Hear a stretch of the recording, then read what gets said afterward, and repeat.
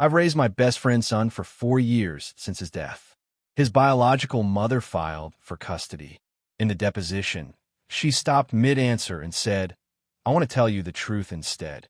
I am a 38-year-old male. I have been raising my best friend's son for the past 4 years since he passed away. And this is the story of the day his biological mother showed up wanting custody and what we found out about why she had actually disappeared in the first place." So my best friend Marcus and I had known each other since college.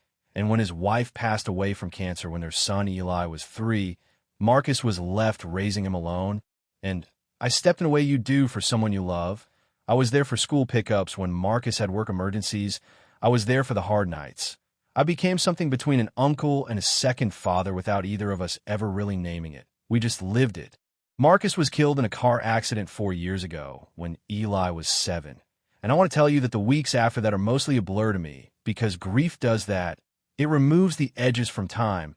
But what I remember clearly is sitting in a lawyer's office 2 weeks after the funeral and finding out that Marcus had updated his will 18 months earlier and named me as Eli's legal guardian, not a family member, not Eli's biological mother who had left when Eli was an infant and had not been part of his life since me, his best friend. And the lawyer told me Marcus had been very specific about it and had written a letter to accompany the decision. The letter said that he trusted me with Eli's life more than he trusted anyone else in the world, and that he was sorry to ask it of me, but that he had never been more certain of anything. And I read that letter standing in a law office at 34 years old with no children of my own, and I made a decision in about 10 seconds that changed the entire shape of my life. And I said yes. The 4 years since then have been the hardest and most meaningful years of my life.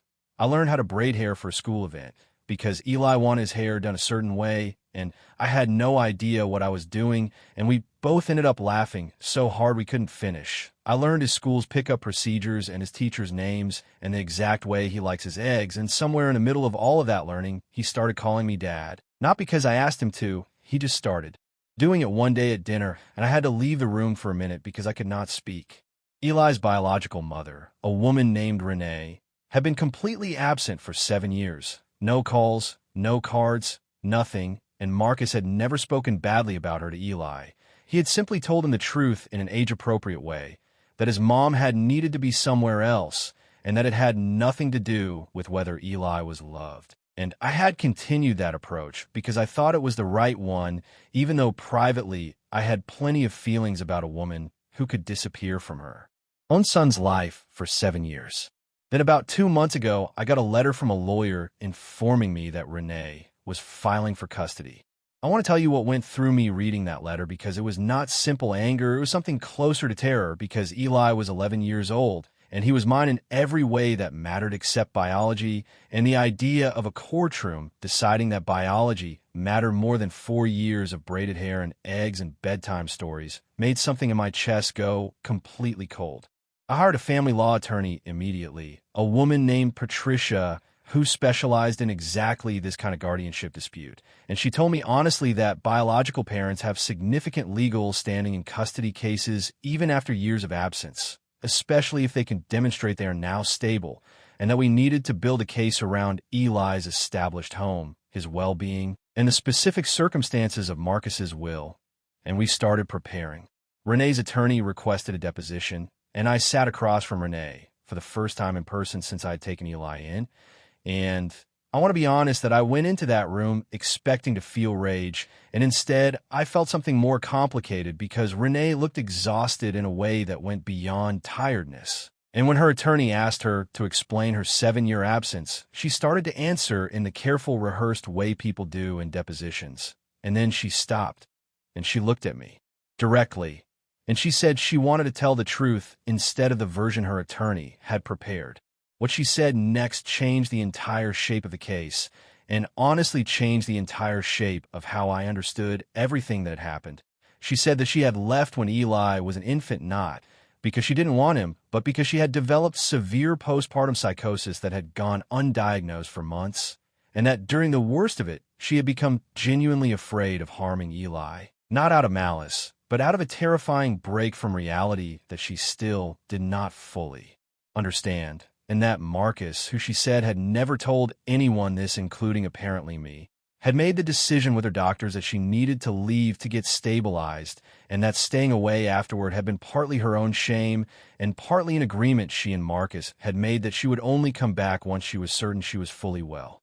She said she had spent years in treatment, had been stable for the past 3 years, had built a life, had a job and a small apartment, and had been waiting, terrified, for the right moment to reach out, and that Marcus's death had taken away the person who had been her bridge back to Eli, and that she had panicked and gone straight to a lawyer instead of coming to me directly, because she did not know how I would react, and she was afraid I would see her only as the woman who abandoned her son. I sat in that room, and I felt the entire shape of the story I had been telling myself for 4 years shift underneath me. I asked for a recess, and I asked to speak with Renee privately, just the two of us, and her attorney was uncomfortable with that, but Renee insisted. And we sat in a small side room, and she cried and told me things Marcus had apparently never shared with anyone, the specifics of what postpartum psychosis had done to her, the medication, the years of therapy, the guilt that had nearly destroyed her. And I asked her the only question that actually mattered to me, which was what she wanted now, not legally, just as a person. And she said she did not want to take Eli from the only stable life he had ever known. She wanted to know him slowly in whatever way I would allow. And she said she understood if that meant very little at first. I want to tell you that I did not make a decision in that room.